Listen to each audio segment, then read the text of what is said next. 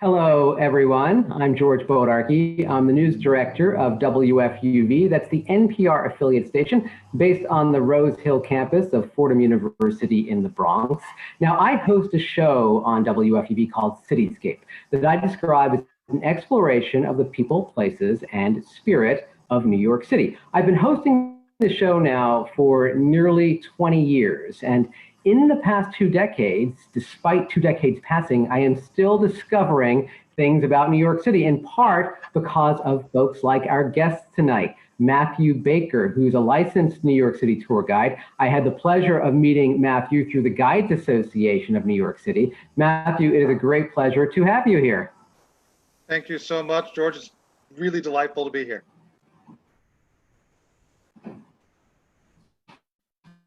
So Matthew, how are things right now with the tour guide industry in New York City, considering we are still in the midst of a pandemic? Well, it is certainly very, very halted. On March 12th, a huge number of guides, including myself and several, friends and colleagues, received emails from everywhere canceling virtually every tour that we had scheduled. And in the industry, we started referring to that day as Red Thursday. Now, since then, the city has been in reopening stages and things like that. The outdoor walking tours are now allowed with a cap of a maximum of 25 people. And the Guides Association has put out a safety measure brochure that all of its members are expected to abide by, things like masks and social distancing and all that, wise, prudent stuff that you use to keep healthy. But of course, the fact that this can be done doesn't mean it is being done all that much. Not a lot of people are coming, not a lot of fish are biting. Yeah, and is that largely out of the fear of the client, would you say, or the fear of the tour guide? Well, at least for me personally, it's the client. I mean, no one has said we would like to do this tour. There have been a couple of inquiries, a few over-the-road companies who are considering sending people to New York are asking about availability and how the tours would look. And of course, I've been happy to answer those calls. But nobody's booked anything yet. So no, I don't know very many stories, maybe one or two now that I think about it, of clients asking a guide to do a tour, the guide saying, no, I'm not comfortable with that. I think I did hear a story once, a friend of mine was asked to do something where the client wouldn't promise to enforce any kind of social distancing measures. And the guide said, I don't need the work that badly. I'm not going to put but you all are raring to go. Yeah, but I would imagine you all are raring to go. Definitely. Yeah. Definitely. I don't think there's anyone who is happy to be sitting around. But there's also no one who is willing to stop sitting around at just any price. Sure. Yeah, no, totally understandable. How long have you been doing tours in New York City now, Matthew? I started guiding tours in December of 2005. So this will be my 15th anniversary. Congratulations. Thank you. Thank you very much. Yeah, no, I am a full-time career guide. There are people who do it as a day job while pursuing their writing or their acting or their music or whatever other artistic profession often requires, a day job. And there are people who do it as a retirement job and things like that. But there are some of us who said, I'm good at this. I can make, a fairly decent living doing this. And I definitely enjoy this. So let's see if we can find a way to do it without needing to do anything else. And I'm one of those. Started out on the double-decker buses, learned my craft there. Worked for the double-deckers for my first 2 years and then started freelance touring. And I work mainly with a lot of school groups. I love, there's nothing I love more than high school kids from a band or a choir, or my favorite kids are probably from a drama class. Because I can get them, singing together as we walk through Central Park and stuff like that. That's always a lot of fun. So how diverse are the tours that you lead? In terms of subject matter, Yeah. it really does depend. Most, like for instance, school groups that I just mentioned, tend to be made up of first-time visitors to New York. So there's not a lot of diversity in that particular subject matter because they tend to be sort of general overviews of the city. But during any busy school season, there are always a few times you get to take a break from that with, clients who are from New York or clients who've been here many times and want something, a little different. And that's when you get to really have fun with, the in-depth subjects. Um, a lot of guides like to ask each other, do you have a favorite tour? And as Gene Roddenberry, the famous creator of Star Trek, likes to say, that's like trying to choose a favorite child. But I certainly, there are tours I wish I got to do more often. One of the tours that I designed personally from the ground up that I've always been very proud of and just enjoy doing is my Irish Heritage Tour. And usually I only ever get asked to do that one in March. Gee, I wonder why. Yeah, I don't know, a little something called St. Patrick's Day, maybe. A little thing like that, these minor details that sort of, put the math together there. But yeah, my Irish Heritage Tour begins at the Irish Hunger Memorial, which is right in the shadow of the World Trade Center, and ends at St. Patrick's Old Cathedral on Mott Street, which is, in addition to being absolutely stunning, it features a bust, a bronze bust of one of my favorite Irish New Yorkers, and that is Archbishop John Hughes, who was known as Dagger John because, of course, it's the tradition for clergymen when they sign their name to put the little cross after the signature, but he always sort of sharpened it into a dagger point. But of course, if you study the history of Hughes, he was also known as Dagger John because of his personality. And he was, as I like to say it, my kind of priest. And of course, he was not only the first archbishop, but he was the only one, the first archbishop of New York, to never become cardinal, although he paved the way for those who followed him. And the other thing I love about him, and why I like to end at his bust by the cathedral, other than that it's beautiful, is that he has a story that is very common to the movers and shakers of New York City historically. You'll hear over and over again, historians and guides and such will talk about visionaries who didn't live to see their vision come to fruition. John Roebling, who designed the Brooklyn Bridge and didn't live to see the first stone set down. Emma Lazarus writes the great poem to fund the Statue of Liberty and then never sees it, etc. Well, the St. Patrick's Cathedral that we have today was very much the brainchild of Archbishop Hughes, and he did not live to see it completed. He was buried in state at the old St. Patrick's, and then once the new one was completed, was disinterred and reinterred there. So he belongs, you might say he belongs to a club that isn't necessarily a club anyone wants to belong to, but from a historical perspective, it's one of those tidbits that we love to tell. Well, Matthew, since you have been grounded by the COVID-19 pandemic, you have moved your tours online, right? Yes, I had not thought to do that for a little while, and I was sitting around my apartment feeling useless, and someone said, put something online. Everyone's looking at their computers nowadays, and you'd think that they had just told me the location of El Dorado. I mean, I was like, why didn't I think of that?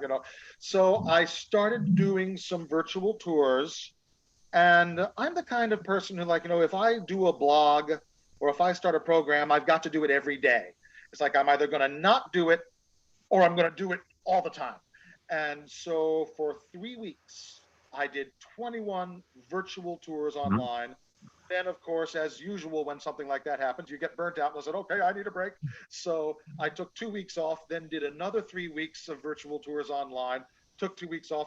Finally, after 81 virtual tours that I have on my YouTube channel, I said, it's August. I have certain obligations I have to concentrate on now. And so I've started, shifting my focus. But I've got this nice, backlog of 81 tours that anyone who likes or is curious about my tours can check out. Well, you have chosen 2 of them for us to take a look at tonight. right? I'm going to Yes, get those indeed. queued up. So why don't you just give us a little bit of a primer on the first one that we're going to go to while I get my computer screen sharing these videos. Sure. Well, we're going to talk about Audrey Munson, who anyone who has walked around New York has seen. You're going to see in the video the various statues that she modeled. So she's one of the great women of New York City history and a very tragic figure as well. And I think if I say anything more, that'll be a spoiler. So let's have a look. All right, let's roll it, as they say. Absolutely. Alrighty then. Thank you for tuning in. I'm Matthew Baker of Beautiful New York Tours. It's always nice and fun when two different people, unbeknownst to each other, request the same subject matter on one of these videos. And that happened recently. Those who've been watching these videos since the beginning may remember that the very first one I did was about one of my favorite spots, the Pulitzer Fountain. And two people remembered that I made a mention in that piece about the model for the Roman goddess on top of the fountain, and the model was Audrey Munson, popularly referred to as the first supermodel in U.S. history. And I was asked to say a little bit more about her. Well, with pleasure, because she was certainly an interesting lady. There's a book about Audrey Munson that for about 20 years has been considered sort of the definitive work on her. It's called The American Venus. But more recently, about 4 or 5 years ago, another book came out called The Curse of Beauty, which also speaks to the tragedy of Audrey Munson. She was a beautiful woman. She started modeling in her teens. She was the product of a broken home, a rather nomadic family that had moved around a lot when she was little. And she and her mother came to New York when she was about 15 or so. And shortly later, she started modeling and did a lot of work with sculptors. And it's a funny thing, people don't tend to take models as seriously as photographers, sculptors, or painters, but models very much are artists just as surely as those who are depicting them are. And Audrey Munson was very well loved in the arts community because she was known for having very good instincts. You didn't have to tell her very much before she came up with good ideas of her own. The example I like to use is one of the many sculptures. It's about 12 or 13 public statues that Audrey Munson modeled in New York City, and that's not counting all of the other public statues throughout the country. She is on state houses and state capitol buildings from Wisconsin to South Carolina.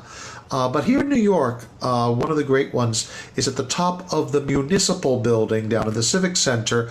She is the statue of civic fame or civic pride. It goes by both names. And the way I always like to say it is a sculptor could basically say, Audrey, be civic fame. And she would know what to do. She would come up with her pose ideas and such. And that is what you get from an artist with good instincts who is on the other side of the canvas or the lens or the stone, what have you. But Audrey Munson was, in the most tragic sense, the Jodie Foster of her day. What do I mean by that? She and her mother lived in a boarding house run by a landlord named Dr. Wilkins. And Dr. Wilkins, you might say, was the John Hinckley of his day. He was completely infatuated with Audrey Munson. She had given him no encouragement on the subject, barely knew him. I believe she testified that they had never exchanged more than a smile and a casual hello while passing in the stairway or the hall. And he had taken it into his head that he needed to be free to marry her, so he murdered his wife. And this was horrifying to Audrey, that she could inspire such terrible action. Well, he stood trial. He was sentenced to death. He cheated the hangman by committing suicide in his prison cell.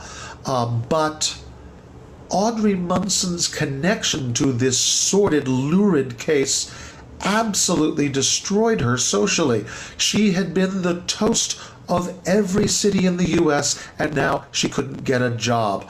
All the doors that were open to her were closed. All of the great society matrons crossed her off their guest list. And she eventually attempted suicide herself. Now, she recovered, but was never the same. She was in constant irrational fear of persecution and lapsed into depression and mental health issues. Shortly before her 40th birthday, Audrey Munson was placed in an asylum by her mother. And she lived there in that condition until the age of 104. As horribly sad as Audrey Munson's life was, she achieved the noblest ambition of any artist, and that is to make millions of people happy through her work. And Audrey's work, like all good art, lives forever. Once it is safe to travel and come to New York, I would love to show you every statue for which Audrey Munson modeled. If you would like to see them, please check me out at Beautiful New York Tours. You can search Beautiful New York Tours on Facebook or email me at baker.tours@yahoo.com. Again, that is baker.tours@yahoo. Matthew, how do you not want to go see those statues now? And what an incredible story. I had never heard of her before, but I have seen those statues. Had you not heard her name? Never heard her name. Never heard her name. But well, I mean, who would have definitely you've walked by a lot of those statues, right? I have, and who would have thought that story existed behind the face of those statues? How did you first learn of this? How did I first learn? I believe, if I remember correctly, that I first heard her name while taking a tour from a very dear friend, someone who's now, who became a very dear friend of mine, as a gentleman who mentored a huge number of my generation of tour guides in New York, and just passed away this January, the late, great Lee Gilbert, who, for those who got to know him personally, really kind of became another father figure.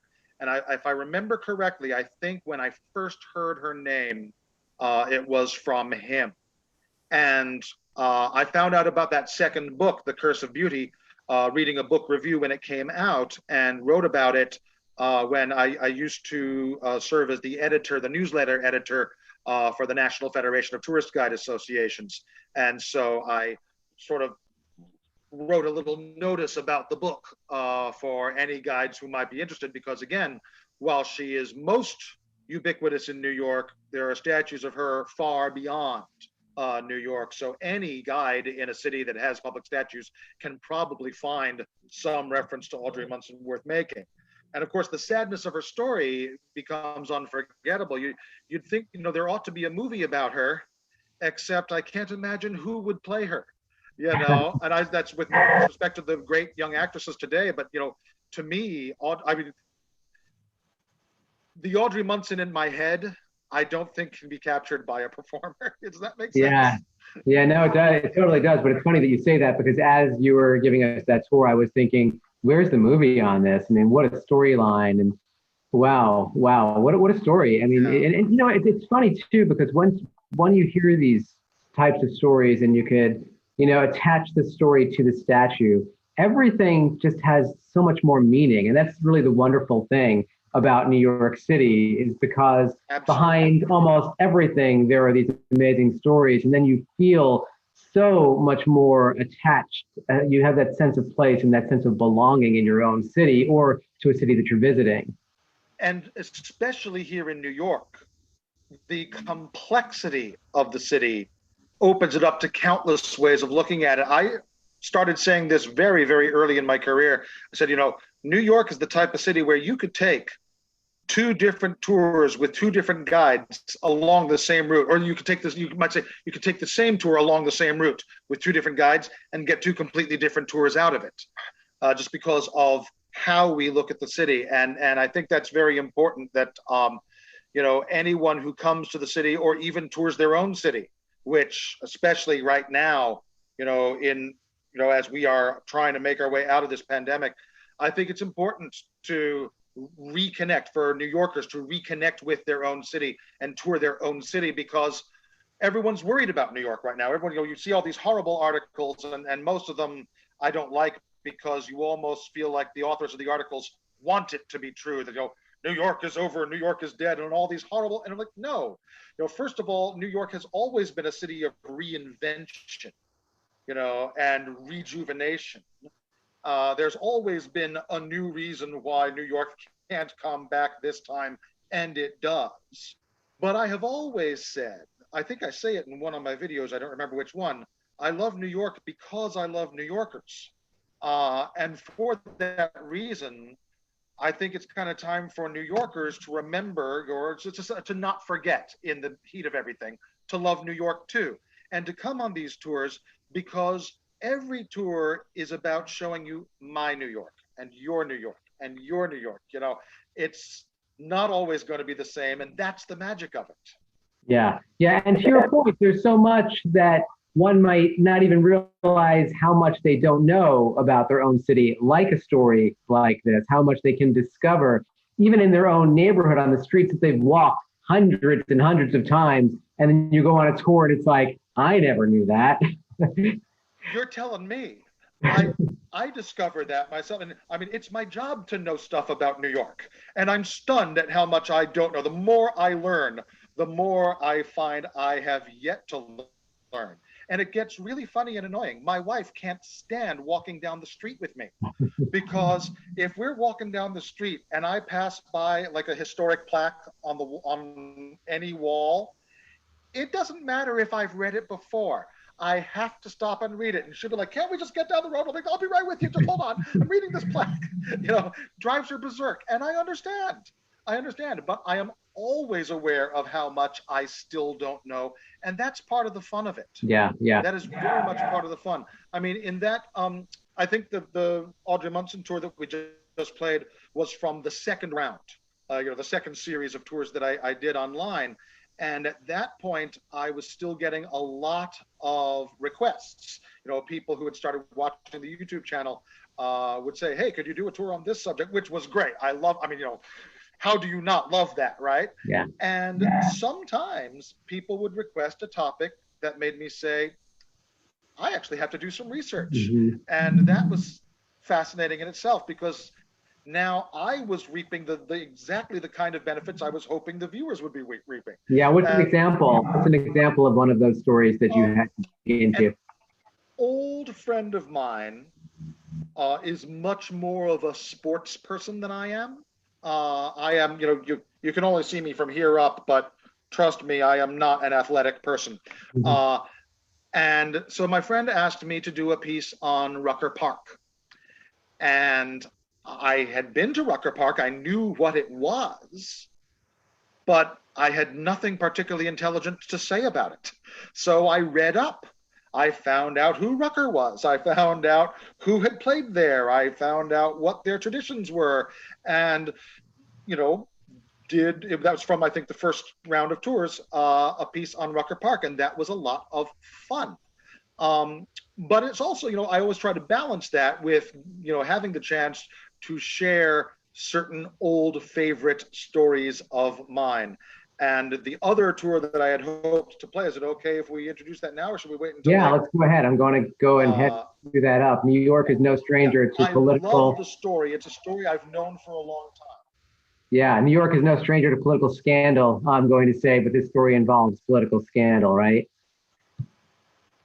It does indeed. It also involves a legal figure, and I always have a lot of fun with that, because my father was a lawyer, and so he's the person who first told me the story told in this tour.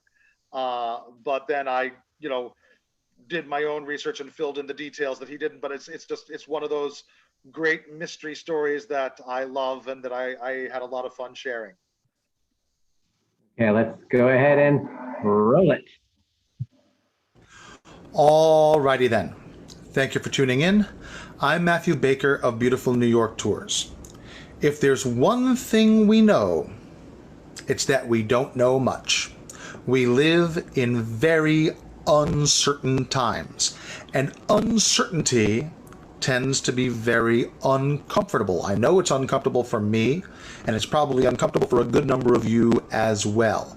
Nobody likes uncertainty in their lives. But uncertainty in our books and our movies and our history, well, that's another matter. That kind of uncertainty we do like. Because after all, who doesn't love a good mystery? And New York is full of those. It happened in New York. The year is 1930. And the place is Billy Haas's Chop House, an elegant restaurant on West 45th Street between 8th and 9th Avenues, just west of the Broadway Theater District. It's early August, and out walks New York State Supreme Court Justice Joseph Force Crater. He leaves a lovely dinner with his friends. He may or may not have stepped into a taxicab, depending on which of the conflicting eyewitness accounts you believe, and he is never seen or heard from again. Nobody knows what happened to Judge Crater. Earlier that week, he had been up in rural Maine on a vacation with his wife. Taking a call on business, he told her he had to return to New York City to straighten some fellows out over a business deal. This was not unusual, and down to the city he went. But instead of handling business, he called up his girlfriend, Sally Lou Ritz. This was one of many girlfriends he had. Judge Crater was often known as Good Time Joe, and he loved Broadway theater, and he loved chorus girls. He loved several of them, one night after another, and this was fairly well known. Now, he also was seen going down to his judge chambers at the State Supreme Court building in Foley Square when court was not in session. He and a secretary spent the evening collecting files, burning some, and taking others with them. He then sent his secretary to withdraw several $1,000s on his behalf. But the night of his disappearance, he had no bags, no suitcases, no clothing other than what he wore, no prized possessions, which remained in his fancy Fifth Avenue apartment. There's very little credence to the notion that he disappeared on purpose to go live a life somewhere else, especially because once it was discovered he was missing, he became dubbed the missingest man in New York and was on the front page of several newspapers for several weeks. It would have been very hard for a man who had become so famous so quickly to just disappear into society pretty much anywhere. And indeed, in the ensuing years, there were more unsubstantiated sightings of Judge Crater than there would be about Elvis Presley half a century later. So what happened? Some people believe that he bought his seat on the court, and he may have been knocked off to prevent him from talking about the corrupt politicians who helped his advance to power. Others believe he may have been connected to the mob and was knocked off to prevent him exposing them. Could it have been his wife Stella, who was upset about his philandering? Undoubtedly not. They met as he was serving as her divorce lawyer and got married a week after her divorce was complete, so she knew him as a fast operator. Could it have something to do with Vivian Gordon, a high-end prostitute who was known to be one of his girlfriends, whose later murder brought down Jimmy Walker and the Tammany Hall machine? One way or another, Judge Crater's disappearance served to signal the end of the Jazz Age, as the merry and loose and not entirely ethical high society of New York gave way to the grim and threadbare New York society of the Great Depression. There was a brief hope that the Crater case might have been solved in 2005 when an unsubstantiated report came that a police officer named Charles Burns had done him in while working for Murder, Inc. But the place where Crater's body is said to have been dumped revealed no skeletal remains to be investigated. To this day, 90 years after his disappearance, the Crater case remains a mystery. There are plenty of amateur detectives and historians who walk his footsteps frequently. They'll go to West 45th Street, where the Chop House was. They'll go to the Belasco Theater, where he had bought one ticket for a show that he never attended that night. They'll check out his offices at Foley Square. And of course, no Judge Crater tour is complete without a visit to his fancy apartment building at 45th Avenue. People searching for Crater evidence have become so popular there that the doorman and superintendent can recognize him, and he'll say, "You looking for the judge?" Because that's what people go there for. And once it is safe to do so, you can too. It happened in New York. So fascinating. So fascinating. Another movie in the making, and this was also not a movie, right, Matthew? Not yet. Well, yes and no. The problem is nobody knows the ending. I know. Yeah, they could do it Clue style and do a whole bunch of endings. Well, the way you did it, I was like totally sucked in. I'm telling you, like, who was it? I mean, it's exactly very Clue style. I mean, it's really fast. No one knows. What a fascinating tale, though. This year, of course, or last year, I guess, was the movie The Irishman came out with their theory on the death of Hoffa, and it made me think of a movie that I actually enjoyed more about 20 years ago, or probably more than that now. The movie Hoffa with Jack Nicholson also had its theory as to who killed Hoffa. And it's like both movies had their qualities, but both of them kind of assumed they knew the truth in a way that they don't. And so, the entertainer in me likes that, but the historian in me kind of bristles. Yeah. And New York City, though, full of mystery. Just thinking of those sides. Go ahead. I'm sorry, say again? No, go ahead. Those sides of a tour guide. Different tour guides will have different philosophies on how to approach touring in New York. And a lot of them, and this includes people I dearly love and respect, and that I consider friends, think first and foremost, a tour is educational. For me, a tour is a good time, which happens to also be educational. I don't think you should ever do a tour that isn't educational, but I consider that the second most important priority. And again, especially as someone who works with school groups where I know that the parents and the teachers are thinking about education, my first thought is, if I make it a history lecture, they're not going to remember a single thing they experienced. But if I make it a conversation and fun, and if I get them singing in the park and things like that, then anything that is educational, they might actually retain. And I've always said that if one kid has decided at the end of the tour that when they graduate, this city is where they're coming to live, then I have done my job. Yeah. The best compliment I ever got, and this does not happen all the time, heaven knows, but one time it was really wonderful.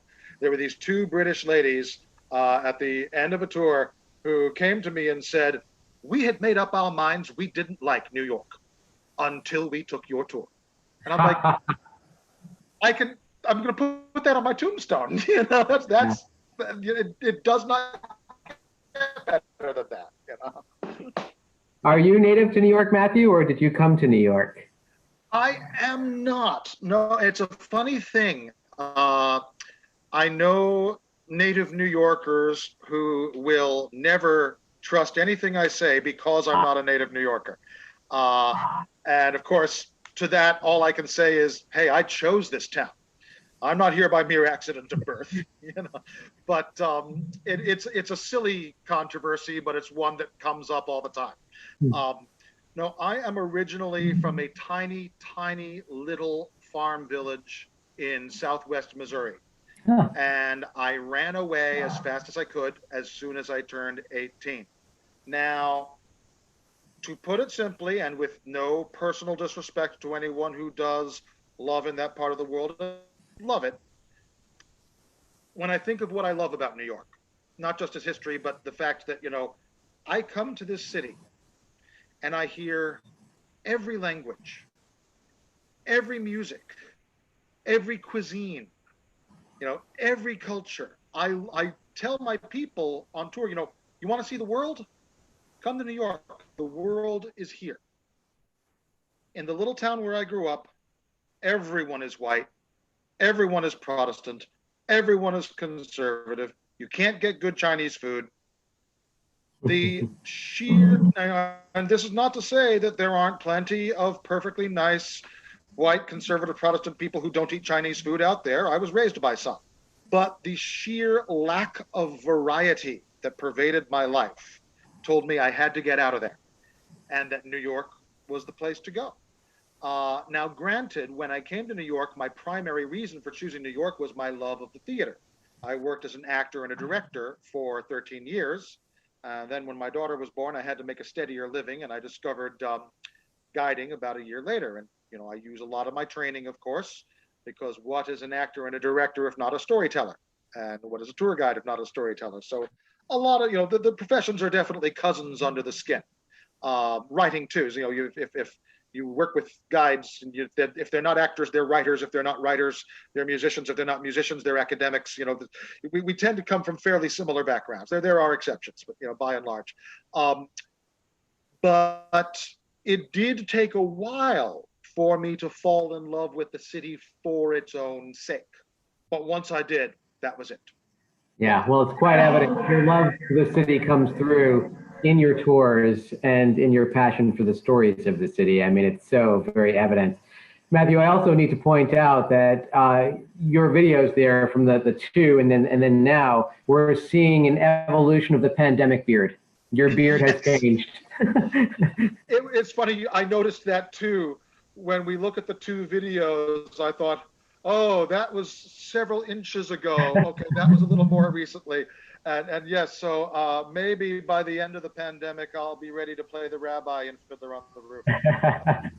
Let me ask you this question. You referenced New York City's resilience. Is there a story that from your tours or from your knowledge of New York City that you would want to share to talk about that resilience or that bright spot, that optimism that this city has to afford us? Is there one? I know I'm putting you on the spot there, but is there one story that really resonates with you? At this time, we really should hear this story. You should know this history. It's a perfectly fair question, and I'm not sure I have a fair answer in terms of, it's kind of that Gene Roddenberry question again. You want me to pick one? I'm not sure I have one, but it does occur to me in the spirit of the question that, we just passed the anniversary of the 2003 blackout. And I think about that day a lot. I was not yet a guide. It was about 2 years before I became a guide, but I was working at a housing office in East Harlem and had to get home to Astoria, Queens, and seeing the people out in the streets. And of course, this was just slightly less than 2 years after 9/11. And of course, certainly it's hard to talk about New York resilience without talking about 9/11. One thinks about New York's reputation out of town. You think about, people who live in the country, people who live in the West, and all they hear about, oh, New Yorkers are rude. New Yorkers are always focused on their own thing. And, it's no secret we are a busy people. We have something to do. Please get out of our way and let us do it. But I've seen New Yorkers get in fights with each other over who is giving a lost tourist better directions. There is a sense of generosity and a sense of pride in that generosity in the city. And I think that when you think about the blackout that came so soon after 9/11, how people sort of just fell into helping mode. Nobody gave it a second thought. No, remember how people talked about how shocked they were that there was no looting? I wasn't shocked. It made perfect sense. Or there was very, there might have been a little bit, but comparatively, compared to 77, there was no looting. And it made perfect sense to me because we had soldiered through 9/11 together and we all knew what it meant to do so. So that when the blackout was there, even though, of course, ultimately the blackout was nowhere near as bad, just as it was nowhere near as bad as what we're dealing with now, we all sort of knew what to do in order to look out for each other. If anything, it's probably one of the saddest things about what's going on now is how many people, and this is not true just of New York, this is all over the country, how many people don't seem to know what to do in order to fall into helping mode. The amount of empathy, the amount of compassion, the amount of I've got my neighbor's back that we saw after 9/11 and that we saw during the blackout, where'd it go? What happened to the people I remember? And I don't have an answer for that, unfortunately. But yeah, those are the episodes I tend to think of, certainly that I myself lived through when I think of New York. Well, as Governor Cuomo says, New York tough. Yeah. What would you say, Matthew, is maybe one of the more off the beaten path places that you've discovered that you think any native New Yorker should go check out? I mentioned it very briefly earlier when I mentioned my Irish Heritage Tour. I really think more New Yorkers should know about the Irish Hunger Memorial. It is in a place that a lot of people go to every day, but they kind of walk past it and don't mark it because everyone's on their way to see, the World Trade Center and the memorial, or if they're, native New Yorkers and residents, they're going to work, they're working at World Fi. Or Brookfield or any place like that. But the Irish Hunger Memorial, which is right there at North Moor, just north of the World Financial Center, is such a beautiful little memorial that is actually made up of the remains of an actual Irish tenant farmer's cottage in County Mayo. And it was taken apart rock by rock and rebuilt. And all of the plants, and in the springtime, the flowering of the plants, just gorgeous. They are all native to Ireland. And the rocks there is at least one stone from each of the counties of Ireland. My ancestors came from County Kilkenny. And so I have plenty of little selfies with the Kilkenny rock, which is down by the sidewalk. And the modern section of it, the part underneath that really does the commemorating, has all of these extraordinary quotes, not just about the great hunger on Gorta Mór, as they say in the original Gaelic in mid-19th century Ireland, but about famine in general. And the one that always gets to me, and I confess I don't remember who said it, but it's engraved on the memorial, is people who are not hungry have so many problems. People who are hungry have only one. Mm. So that's the first thing I think of when I think of, little off the beaten path places that are very much worth experiencing that I just don't think are as famous as they deserve to be. I mean, everyone knows the Brooklyn Bridge and stuff like that, but not a lot of people know about the Irish Hunger Memorial. Yeah, and again, there it speaks to what we were saying earlier. Walk past that frequently and not know all of the backstory that you just shared there. Of how it is made, what it's made of. Because I've walked, I didn't know that. But there, another plug for tour guides, because that's the kind of stuff that you learn when you're a native and you go on a tour about your own city. Absolutely. So Matthew, we saw 2 of your tours. You said there are what, 80 more online? I must apologize, George. I couldn't hear you very well on that last Yeah, one. no worries. Yeah, welcome to the digitized world of Zoom. I said we saw 2 of your tours. There are many, many, many more that people can catch online, right? Absolutely, yes. In fact, if I may, one other example to answer your question. There's one of my tours online is about the northern end of Central Park, the part that not a lot of people go to. Uh, for a more fun and less, tear-jerking example of a place I think more New Yorkers should know about, I am a great fan of the Huddlestone Arch, which is one of the little stone bridges. Do you know it? It's Yes.